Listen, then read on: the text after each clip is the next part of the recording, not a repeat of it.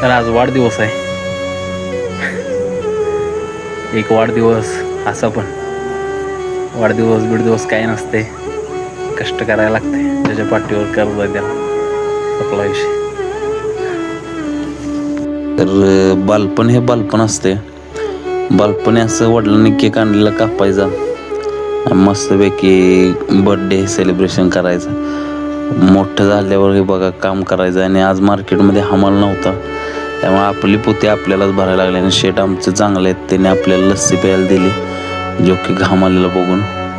मग काही शर्ट काढून बनल्यावरच पोती टाकली, कारण की शर्ट असतं तर शर्ट घाण झाला असता आणि परत 4 माणसात जायचं म्हणल्यावर घाण कपडे घालून जायला लागत नाही.